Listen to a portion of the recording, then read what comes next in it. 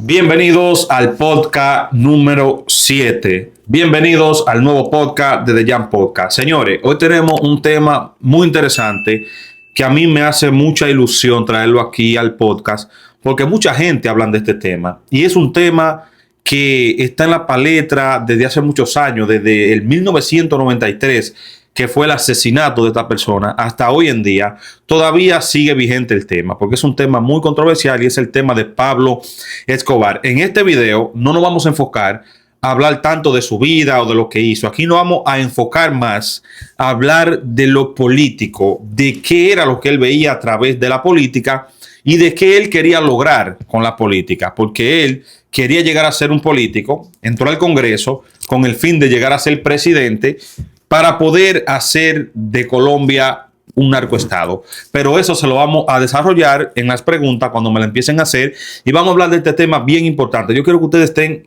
en mucha atención con este video porque van a aprender muchas cosas que no le han contado de Pablo Escobar y aquí se la vamos a decir. Antes de empezar, quiero decir varias frases de las que él hizo muy populares, de las que hoy en día resaltan.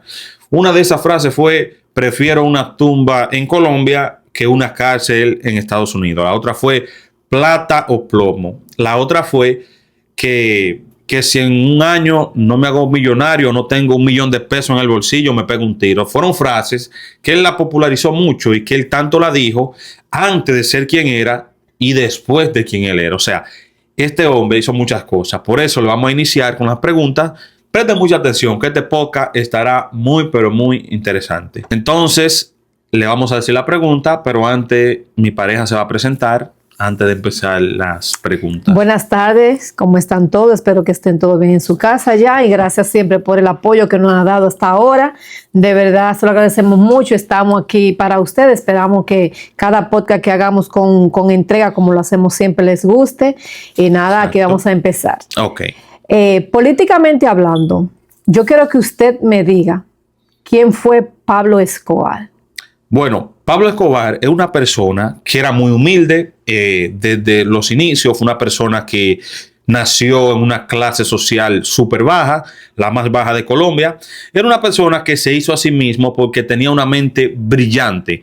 ¿Cómo una mente brillante? Pablo Escobar, desde sus inicios, su madre le dio una buena educación, a pesar de que eran pobres y era maestra. Él viene desde allá abajo, trabajaba en el campo con su padre. Después de eso se fue metiendo un poquito a poco al contrabando, empezó a contrabandear licor y ese tipo de cosas, y fue adquiriendo ese poder de negociación, fue comprando lealtades, fue manejándose con la persona para que estas personas fueran siendo leal poco a poco a él, lo cual Pablo Escobar, si lo definimos como quién fue un estratega totalmente, una persona que sí supo cómo ganarse la confianza de sus aliados y de también sus empleados, podemos decir. Ok. ¿Y cree usted que Pablo era un verdadero poderoso del cartel de Medellín? ¿O podía ser Carlos Leder tanto como el mexicano?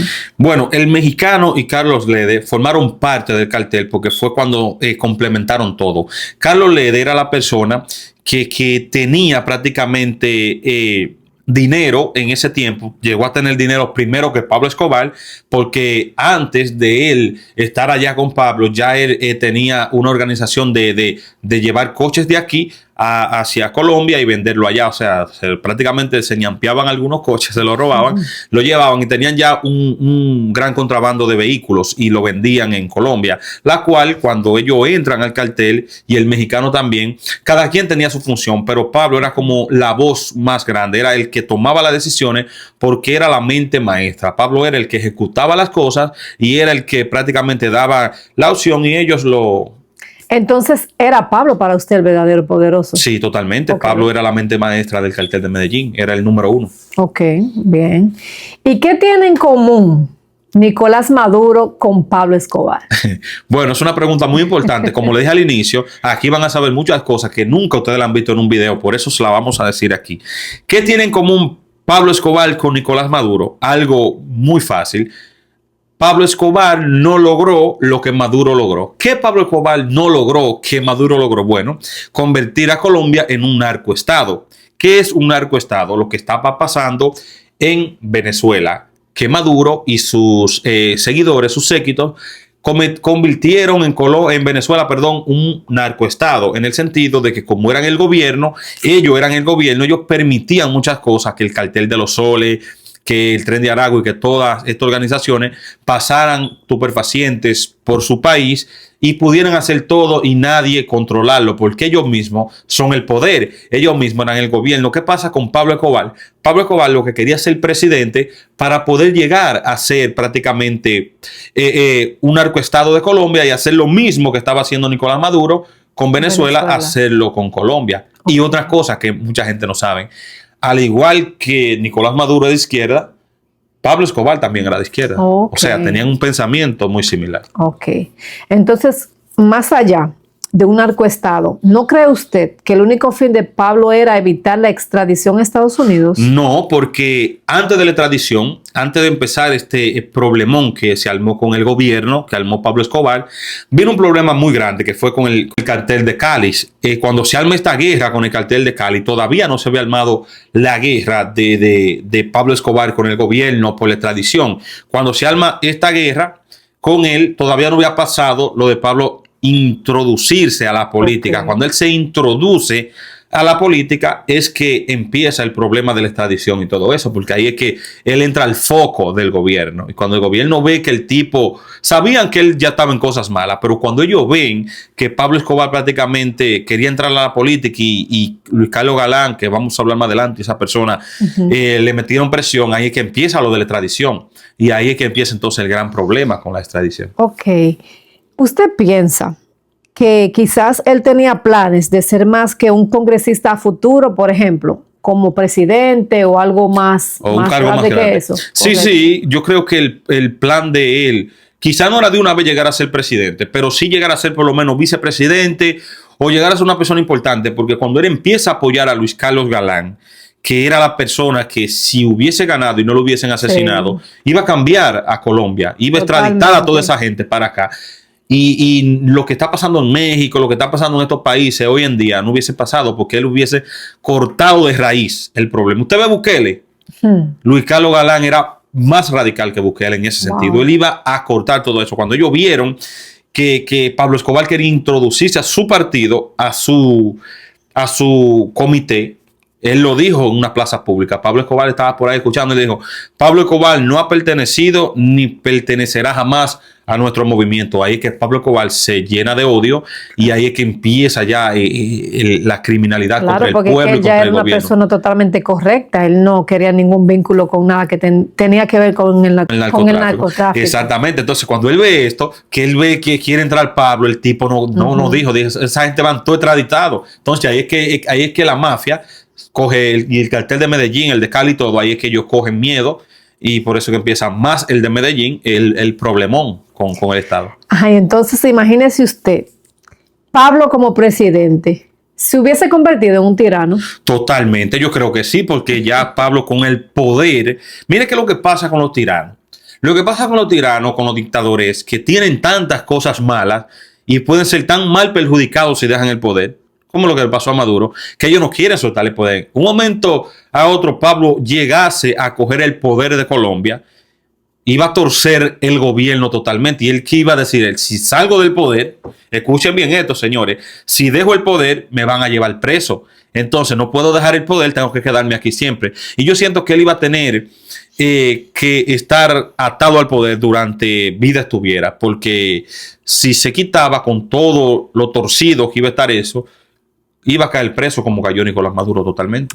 Pero ¿usted no cree que él simplemente lo único que buscaba era protección y más nada? No, porque protección él tenía. Antes de Pablo Escobar meterse a la política, antes de Pablo Escobar querer dar ese paso que lo aconsejó el mexicano Carlos Leder, y lo aconsejaron hasta lo mismo de sus secuaces que él tenía, le dijeron: no te metas a la política, y él dijo: no, yo me voy a meter. Tenía esa visión, porque ya él estaba haciendo muchas obras sociales, estaba comprando gente, estaba comprando el pueblo, y él lo que quería dar ese paso, porque él lo que quería era tener el control absoluto del país, el control absoluto de que él pudiera manejar el país a su antojo.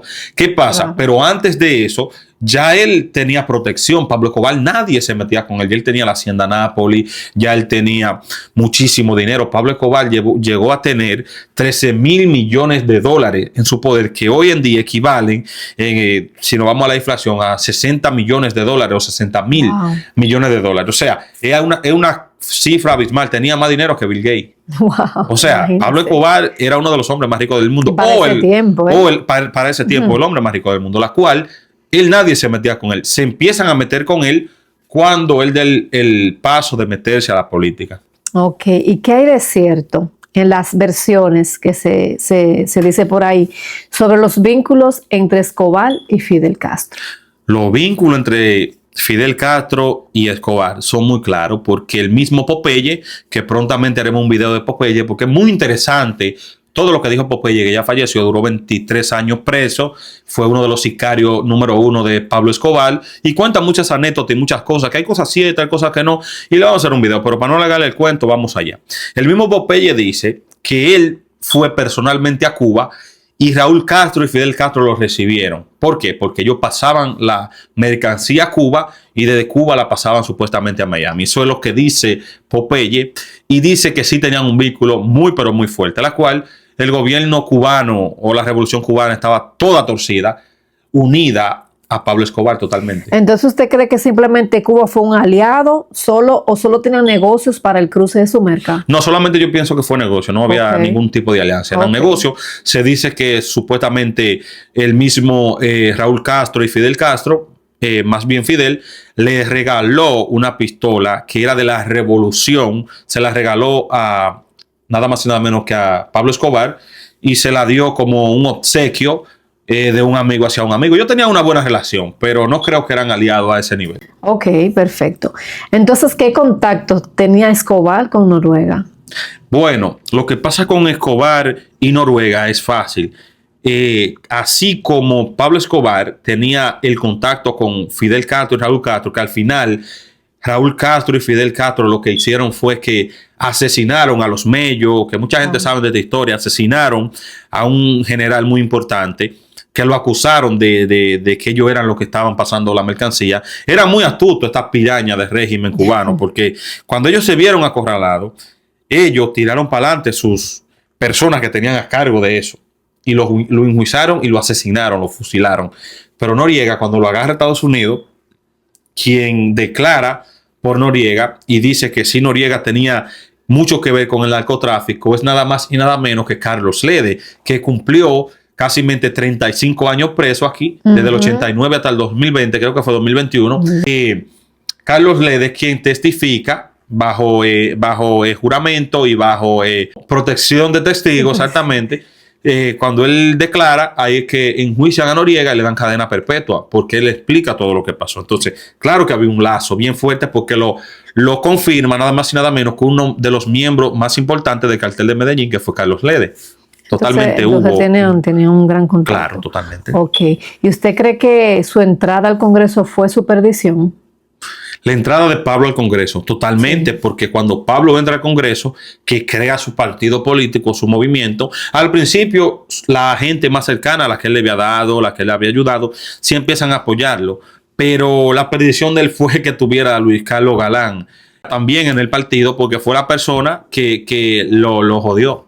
Lo jodió totalmente, le dio una mala reputación, o no una mala reputación, fue la persona que lo encaró, el que tuvo los huevos para encarar a Pablo Escobar, porque Pablo Escobar era muy temido ya antes de que pasara el problema con el gobierno. Se le enfrentaba. Y él se le enfrentó, ¿entiendes? Fue al mismo pueblo de Pablo, y en su mismo pueblo dijo que él no iba a pertenecer a su partido, la cual, eso fue lo que jodió a Pablo Escobar totalmente. Ok. ¿Y usted cree que Pablo Escobar ayudaba a los pobres simplemente por humildad o por su conveniencia? Pablo Escobar nunca hizo nada, yo creo, por humildad. Todo lo que hizo fue por conveniencia, porque él sabía lo que quería hasta el final. Y como él quería eso al final, y él sabía que lo que él quería era prácticamente ser político, él lo que hizo fue que empezó poquito a poco, como hace uno con los pollitos. Uno le empieza echando maíz, le empieza echando maíz. Muy astuto. Exactamente, para después, cuando ya él quisiera que esa persona le devolvieran el favor, fuese con los votos y fuese apoyándolo en la candidatura para el partido que creó en el movimiento del Estado o de la política. Ok, entonces, ¿por qué usted cree que a él lo expulsaron tan rápido del Congreso? Lo impulsaron porque se dieron cuenta de todas las cosas que él estaba haciendo. No era que no sabían, pero aquí ya cuando él se decide meter a la política, ya todo el mundo tiene como más potestad de hablar de un político como, oh, tú quieres ser político, pero tú haces esto, tú haces aquello, tú haces esto. Entonces, cuando Pablo Escobar se mete a la política, es que salen todas estas cosas a la luz, que ya estaban, pero se tapaban los ojos, no lo veían, porque nadie estaba pendiente a él. En ese sentido, no, Pablo tiene lo de él, se dice que él esto, pero cuando él se mete a la política, ya todo el mundo tiene derecho a hablar de su vida, tiene derecho a exponer sus cosas. Correcto. Y cuando empieza todo el mundo a opinar es que ya se dan cuenta de todo lo que pasó. Entonces ahí empezó prácticamente todo esto. ¿Y quiénes fueron los primeros enemigos de Pablo Escobar públicos del gobierno? Bueno, él empezó a matar magistrados, fiscales y ministros que fueron sus primeros enemigos, porque él empezó en masa a matar a estas personas, y cuando él empieza a asesinar a todas estas personas es que se da el problema, y ahí es que él se pone en el foco del mundo, más de Estados Unidos y de Colombia, que era donde estaba ya todo más caliente, y ahí que empieza todo este gran problema de Pablo Escobar. Ok. ¿Y usted cree que él tenía alguna ideología o solo quería impunidad? Yo siento que él tenía una ideología porque él era de izquierda, a él le gustaba el partido de izquierda, él decía que él le gustaba como los partidos de izquierda dirigían el poder y todo esto. Y sí, él quería ser político, ese era su sueño y fue su desgracia, porque, cónchole, si ya tú tienes dinero y ya tú estás bien, ¿para qué tú quieres ser político? Dime, ¿para qué tú quieres llegar ahí? Si tú puedes prácticamente estar tranquilo y disfrutar lo que tienes y seguir en adelante y punto. No tienes que joder tanto.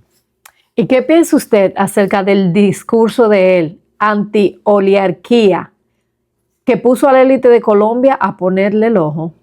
Claro, porque cuando él empezó a dar el discurso, que empezó a hablar y todo esto, es que le ponen el foco y como él le tiró mierda a muchas de esas personas, ellos vinieron en consecuencia a sacar todas sus cosas al sol, la cual esto no le jugó a su favor, mejor le perjudicó, que él tenía que si él se quería tirar a eso, hacerlo por abajito, empezar más suave, más lento, porque él fue muy de golpe, atacar a esas personas y ahí es que se arma este berenjenal, vamos a decir, y es que se pone a todas estas personas en contra. Ok, el cartel de Medellín. Ok. ¿Qué piensa usted? ¿Usted cree que tenía más poder que muchas instituciones del Estado? Totalmente, el cartel de Medellín manejaba prácticamente todo porque la base a lo que se dirigía el cartel de Medellín era que tenían que colaborar sí o sí con ellos. Eso era fácil. Ustedes o se venden o se mueren prácticamente. Plata o plomo. Yo quiero pasar, Pablo Escobar, yo quiero pasar esto por aquí. Mira, hay 10 policías, mira, yo quiero pasar eso por ahí. No, no lo puede pasar. Bueno, o lo dejan pasar, reciben la plata o se mueren. Hay una anécdota muy interesante que fue cuando él empezó a traficar, que él empezó con el alguacil, como le decían, que fue el que le dio prácticamente la primera oportunidad para trabajar traficando. Ellos iban por un camino. Cuando iban por ese camino, él va y cuando van corriendo, los para la policía y le dicen que no pueden pasar la mercancía por ahí. Entonces él se baja y él le dice, claro que la vamos a pasar. Y dice, no van a pasar, ustedes están detenidos y si no enseñan los papeles de esa mercancía, irán todos presos. Le dijo, mire, si usted quiere detenernos, primeramente tiene que buscar 32 choferes.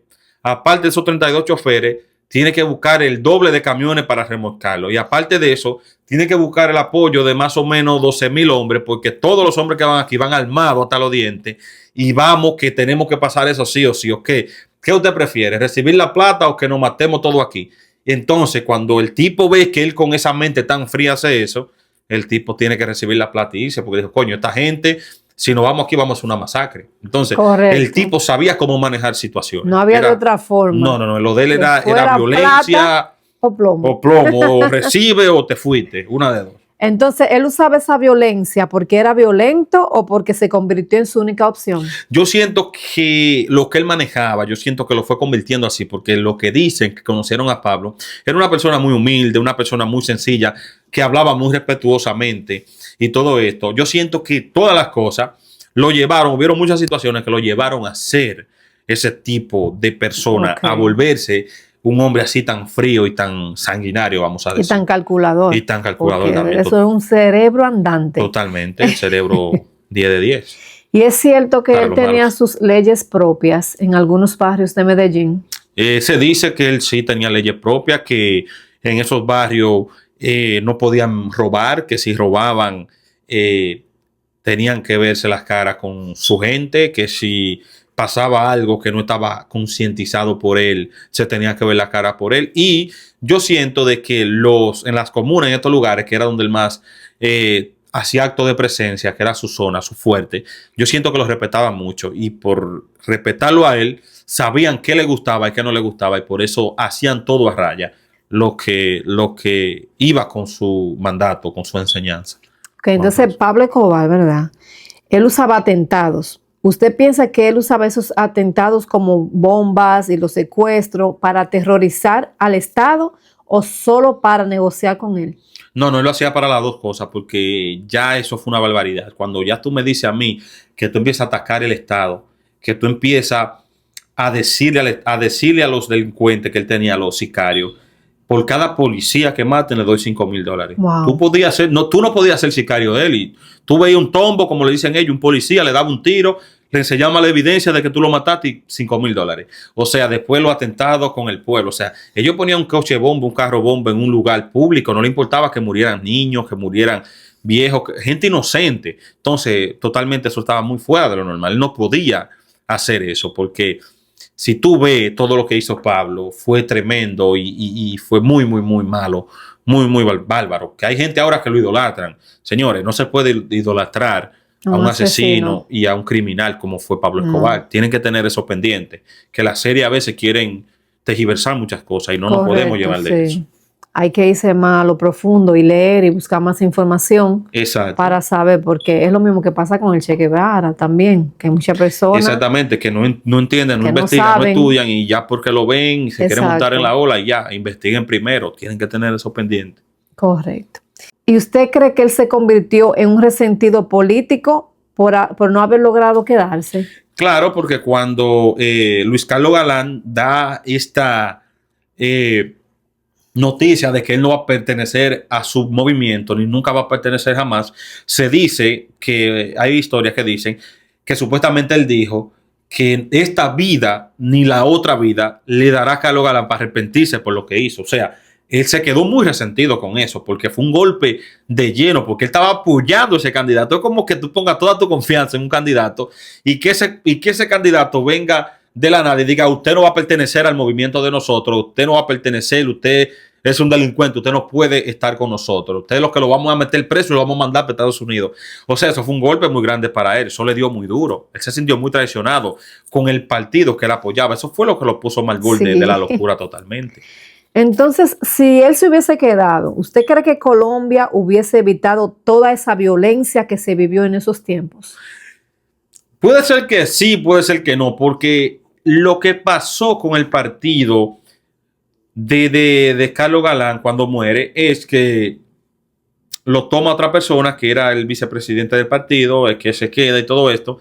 Pero si hubiese sido Pablo Escobar por el otro lado, que hubiese ganado y que no se hubiese dado el derramamiento de sangre que se dio, puede ser que Colombia ahora mismo vea un Venezuela 2.0, porque es que es incierto. Probablemente. Porque si era Pablo Escobar fuerte y con esta mente maquiavélica, con una pequeña parte de poder de su zona, imagínese que él había sido poderoso del país completo. Entero. Lo que hubiese pasado en Colombia hubiese sido catastrófico. Entonces, Dios sabe cómo las cosas pasan, Dios sabe por qué todo pasa así. Y yo siento que esto pasó de esa manera para que el país hoy en día estuviera más tranquilo. ¿Y por qué es que muchas personas lo veían como héroe y otros como demonio? Porque lo que lo veían como héroe eran las personas que le ayudaban, las personas que le daba su casa, que él le compraba una receta, le ayudaba a la abuelita que estaba enferma, al niño que estaba enfermo. Esas personas sí lo seguían, que fueron las personas que lo apoyaron por las políticas. Pero ya las personas de otro lugar, ya de otras zonas, que solamente escuchaban los rumores de las cosas malas que él hacía, o mismas personas que tuvieron, personas que fallecieron por vía de su organización, ya no estaban apoyando. Y que fueron víctimas también de las cosas que él hacía. Entonces ya por eso que se divide el pueblo, por eso es que hay gente que lo apoyan y gente que no lo apoyan totalmente. ¿Usted cree que podría surgir un personaje similar a él o en otro país? Mire, si nos vamos a México, que es el país más similar después que Pablo Escobar fallece o lo suicidan, es México. México es el país que tiene narco. Ahí salió Mayo Zambada, Chapo Guzmán, Amado Carrillo negoció con Pablo Escobar en aquel tiempo y todos estos narcotraficantes que están ahí. Son parecidos, pero no igual, porque Pablo Escobar era como único. Pablo Escobar lo que hizo, Pablo Escobar manejaba el 80% de la, ya usted sabe que del mundo, para no decir el nombre, y creo que pueden tener una similitud, pero no tan fuerte, porque los mexicanos tienen su esencia, los colombianos tienen su esencia, y en Colombia no hay una organización o una persona así al nivel de Pablo, no, ni en el mundo. Pablo Escobar no va a tener una persona, creo que le haga referencia totalmente. Entonces, ¿usted cree que él fue un ejemplo para otros narcos para no mezclarse en la política? ¿O aún lo siguen intentando?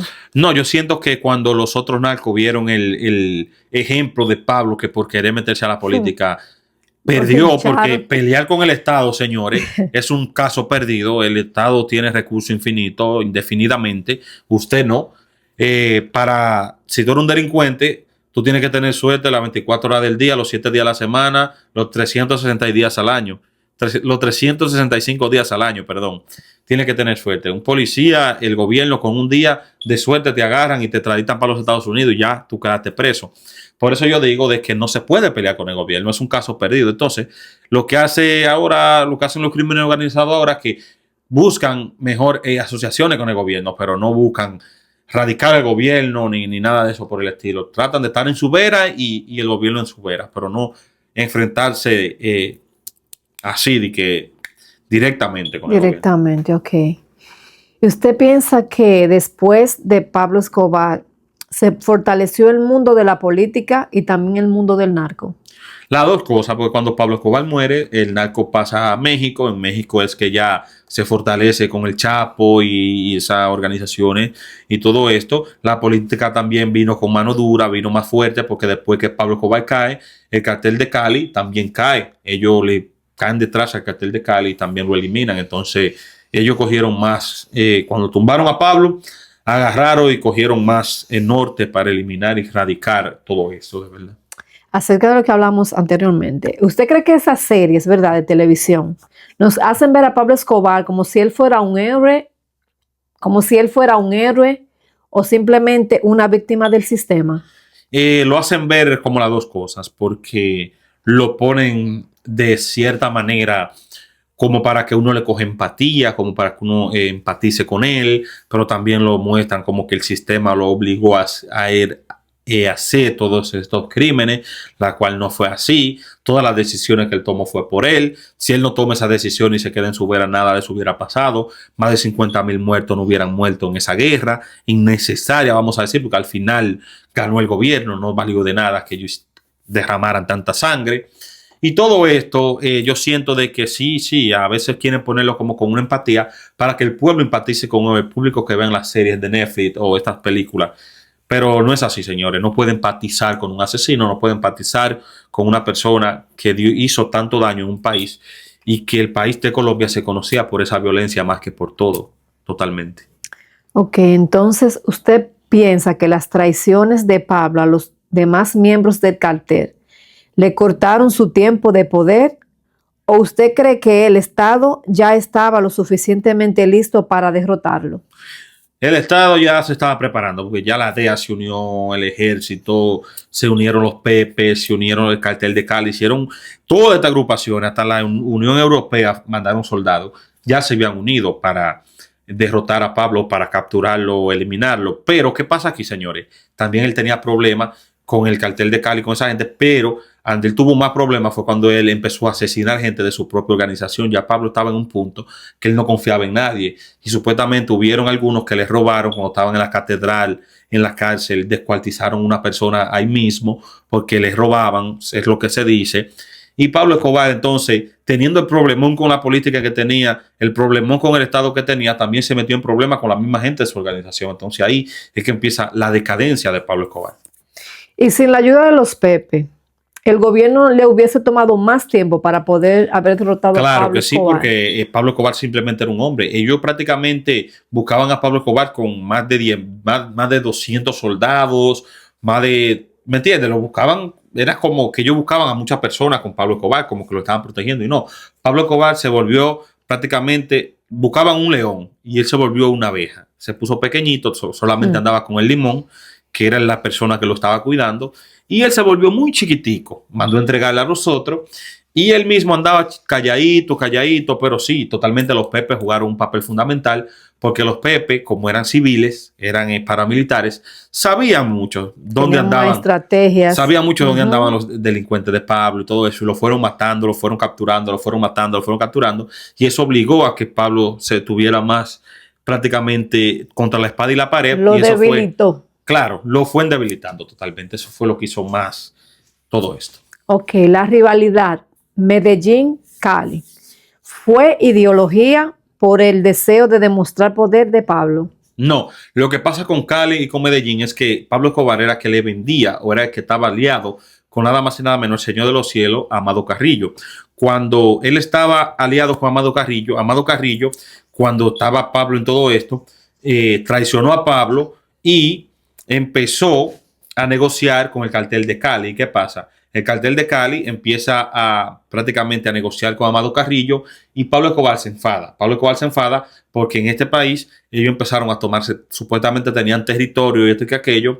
Entonces Pablo Escobar empezó a quitarle territorio a Cali y Cali a quitarle a Pablo, y ahí empezaron las guerras aquí y la guerra y todo esto. Y desde aquí empieza la guerra y terminan allá contra ellos. Entonces, la guerra abierta la empezó Medellín. Totalmente. Ok.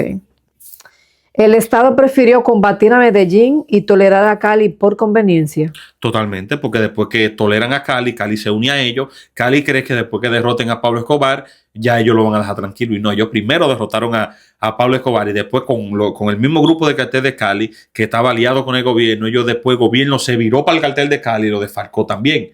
Derrotó a esa organización. O sea, eliminaron las dos cúpulas más grandes de poder de narcotráfico que habían en Colombia. Totalmente. Entonces, por eso es que la historia le da mucho poder a Medellín y subestima a Cali. Totalmente, porque Cali prácticamente siempre fue hijo del cartel de Medellín.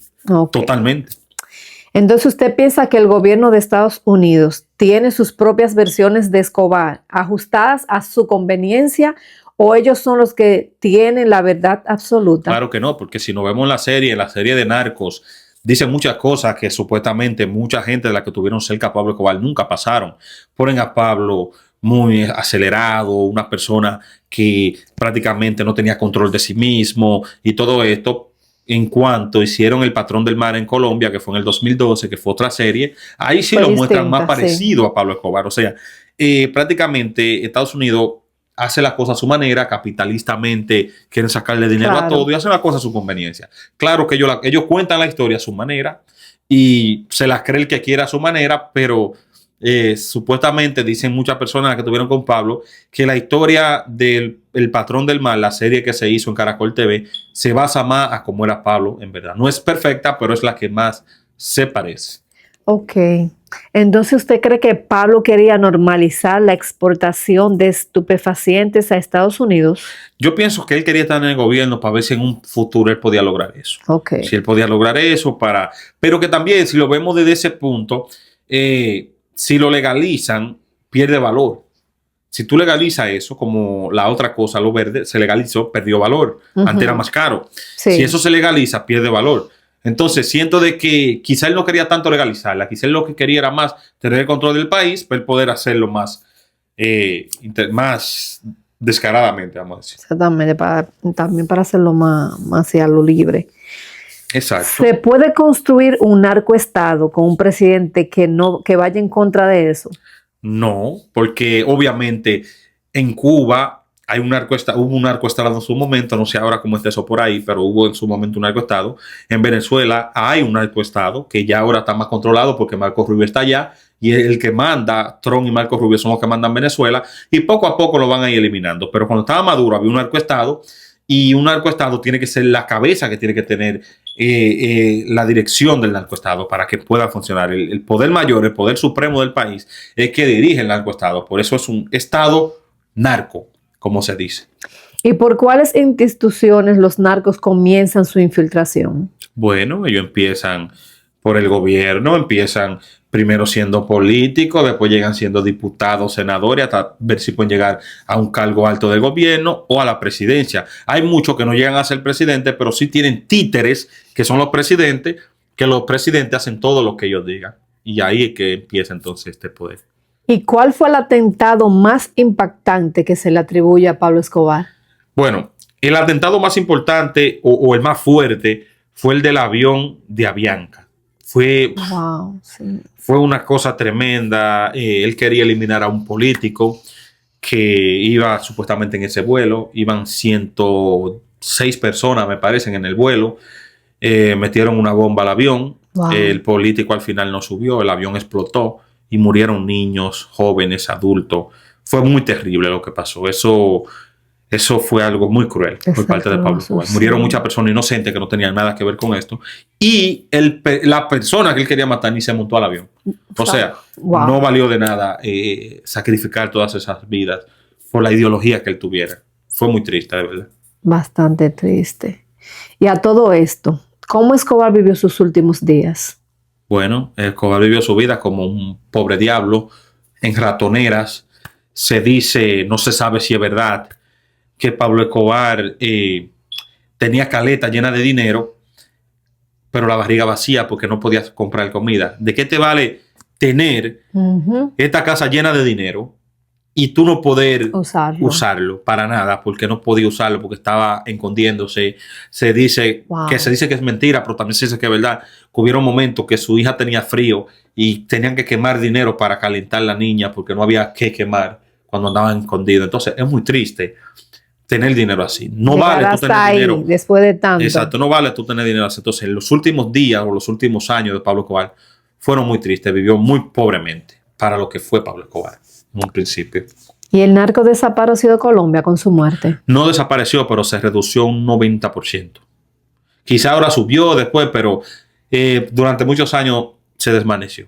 Vamos a decir que desvaneció un 90%, porque lo de Pablo fue una cosa sin precedente. Y si tú comparas un narco de ahora con Pablo el de antes, es muy diferente. Ahora, ¿qué hace ahora los narcos de Colombia? Cultivan y mandan a México. No es como lo hacía Pablo. Pablo era otra cosa, otro nivel. Y que estamos en pleno 2026, como quiera se habla de Pablo Escobar. Usted va a Colombia, yo estuve en Colombia, creo que fue en el 2022 o 23, no recuerdo, 22. Y todo el mundo, los taxistas hablan de Pablo, siempre tienen una narrativa, o sea, él es allá para muchas personas, como hablamos anteriormente, un ídolo. O sea, hay personas que lo ven a él como un ídolo, lo idolatran, hay otras que no quieren saber de él. Pero es algo, no sé, pero bastante usted estuvo en Medellín, ¿verdad? Sí, a Medellín, fui a Medellín. Ok, usted fue a Medellín. ¿Y cómo se vive ahí? O sea, hay carteles de él. Tenemos un día que hace un viaje para un cortometraje para allá. Claro que sí. ¿Cómo le digo? En realidad yo no fui a lo que es, yo fui a la comuna, la comuna, muy bonito. O sea, ya lo tienen más lo que es para visitantes, así. Es más turístico. Turístico, correcto. No le puedo decir que vi cosas así porque no me fui a lo que es esos lados, esos alrededores. Yo estuve más en lo turístico. Fui a Provenza, fui al Peñol, para allá donde está la piedra y todo eso. Fui al pueblito Paisa, cosas así. Me fui más a lo turístico. Pero siempre usted encuentra una persona que le habla de Pablo. O si usted le preguntó, Pablo, ¿me entiende? Pero es algo que le digo. Bueno, algunas personas lo ven de un modo y otras de otro modo, ¿me entiende? Correcto. Totalmente. Entonces, ¿usted cree que Escobar es digno de admirar o es una vergüenza para Colombia? Yo siento de que en los primeros años de él se había que admirarlo porque logró muchas cosas, aunque fuera torcidamente la logró. Después ya los últimos años no, es algo que es detestable. No hay que admirar a una gente que haga tantas cosas malas como hizo Pablo. Y hasta su mismo hijo lo dice en varias entrevistas, que ya su papá en un momento llegó que se convirtió en un monstruo, prácticamente. Ya lo de él era una máquina de matar. Él estaba sentado pagando para que mataran personas. Entonces, una persona así no puede verse a ese nivel. Entonces, ¿no valió la pena todo ese dinero y ese poder? Nada, no valió nada, porque al final murió. Al final, todo ese dinero quedó alguno enterrado, otro incautado por la policía, sus hijos quedan pobres, su mujer también. No le valió de nada el dinero porque él quiso pelear contra una organización que nadie va a poder con eso. Es el Estado, el gobierno, nadie va a poder nunca con eso. Eso es lo que la gente tiene que tener pendiente. Y ya para culminar, Okay. ¿usted cree que Escobar se sentiría arrepentido por los problemas que le heredó a su familia y a sus hijos luego de su muerte? Es difícil porque la anécdota que cuentan de Pablo Escobar es como que él era una persona que él no sentía remordimiento por nada, que era una persona que no se arrepentía de nada. Yo siento que si hay un infierno y él está allá, sí se tendría que estar arrepintiendo porque es algo fuerte todo lo que hizo, en verdad. Lo que hizo llevó mucho dolor a ese pueblo. Colombia todavía yo no siento que se ha recuperado de todo lo que hizo Pablo en ese pueblo. Entonces es muy fuerte lo que él hizo. Yo siento que él debería arrepentirse porque dejar a su familia como la dejó, pudiendo terminar de otra manera, hubiese sido otra historia muy diferente. No, y marcó, para bien o para mal, marcó mucho. El país, totalmente. Marcó el país. No hay nadie en Colombia que no sepa quién es Pablo Escobar. Todo el mundo, niños, jóvenes, adultos, y todo el mundo sabe quién es Pablo Escobar. Y se terminaron las preguntas. Sí. Bueno, señores, las preguntas terminaron. Esperemos o esperamos de que le hayan servido de mucho estas preguntas, de que hayan aprendido cosas nuevas. El podcast me gustó, siento que fue muy informativo y nos basamos más a la política, a lo que hizo Pablo Escobar, más políticamente hablando. Porque ya eso de lo que él hizo, el dinero que tenía, esto, aquello, cuánta gente, ya todos ustedes saben eso, que se fugó de la catedral, que esto, ya todos lo saben.